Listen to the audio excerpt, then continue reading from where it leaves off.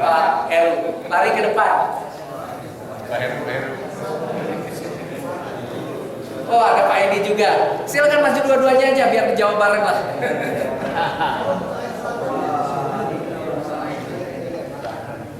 Terima kasih. Ini soal yang menarik Pak. Ini pertanyaan saya ingat dari sisi higienis dan setara natural. Air ini dari awal. Kalau dibandingkan air dari tanah, kita mohon maaf, kita buang air besar saja. Kita buang air kecil masuk ke dalam. Nah, dalam proses ini kemudian kita buat sumur. Dalam proses ini kira-kira kalau dari sisi natural, higienis itu higienis dari atas atau dari bawah seperti itu. Kedua, itu proses kalau dari bawah kita harus sumur itu proses melalui macam-macam tadi bilang bawah atau sehingga kita mendapatkan hasil air yang baik. Terima kasih. Mas Uli ya, bentukan itu ada air laut, asin dan tawar. Itu kayak bisa kayak hidup. Itu gimana ya? Itu aja. Terima kasih.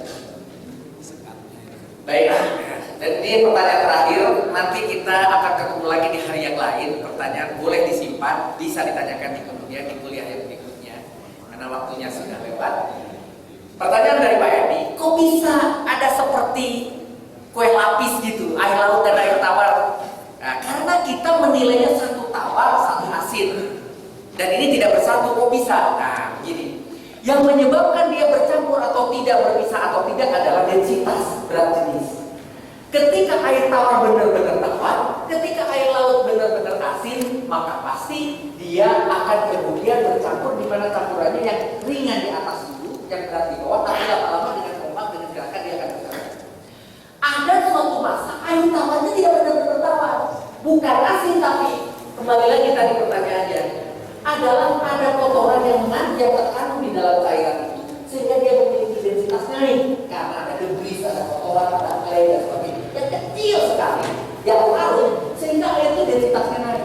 Ketika densitasnya sama dengan laut dan dia bertabrakan, tidak kemudian menjadi seperti tadi yang ringan dan berat, dia bersampingan aja satu sama lain, menjadi susah untuk bercampur gitu. Itu yang terjadi.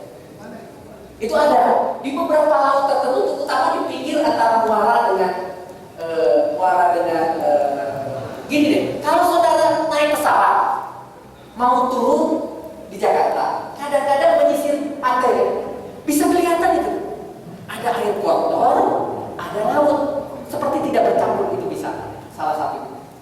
Nanti ada lagi yang lebih stabil, yang lebih lama dari itu.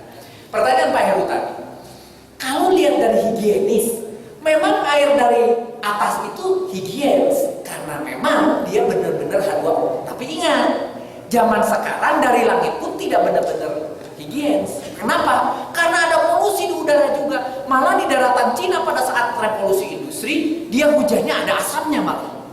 Nah, kalau di kita belum bersih. Pertanyaannya, apakah yang di bawah bisa kotor? Bisa. Berapa jauh? Cukupkah air cubluk, air septic tank itu? Semua tahu. Ini bulan puasa ini. Tidak untuk septic tank itu, air yang terserap itu untuk menyentuh sumur atau enggak? Kalau ternyata itu bisa saja ada masuk menginfiltrasi. Tetapi di batuan itu kan ada filtrat, ada saringan-saringan, sehingga yang kesana itu sudah relatif lebih bersih. Ditambah lagi bahwa ketika kita nomor 70 meter, air suplai yang terbesar dari 70 meter. Sedangkan itu datang dari 2 meter, 3 meter. Bisakah mensuplai? Bisa dikit. Apalagi kalau sumurnya dikasih casing. Apalagi kalau casingnya dikasih injuk, makin tidak ada efeknya. Apa yang terjadi di permukaan dalam sumur, gitu Pak. Oleh karena itu orang tua kita pasti di bagian bawah dikasih bata. Kalau saya sumurnya terbuka, dikasih bata. Kira-kira 4-5 meter baru terbuka. Jadi batanya ngegantung. Kenapa? Tujuannya agar air permukaan. Karena di situ dia mati, di situ buang air besar. Tapi kok sumur masih bersih? Karena bagian atas tidak masuk. Hanya ngambil dari yang bagian bawah. Itu keuntungannya. Sekarang di pertandingan tadi, kalau dari atas higienis cuma H2O. Kalau di bawah memang ada sedikit kotoran dari bebatuan dan sebagainya, betul. Tapi justru itu yang kita butuhkan. Kita butuh kotor. tidak harus selalu bersih. Saya pernah bilang ke Pak BM, Pak, kalau tangan kita agak sedikit kotor bekas itu dan ini, nggak pakai cuci juga, asal tidak ada bakteri, langsung makan nasi nggak apa-apa. Insya Allah itu penambah mineral dan vitamin yang ada di sini. Wassalamualaikum warahmatullahi wabarakatuh.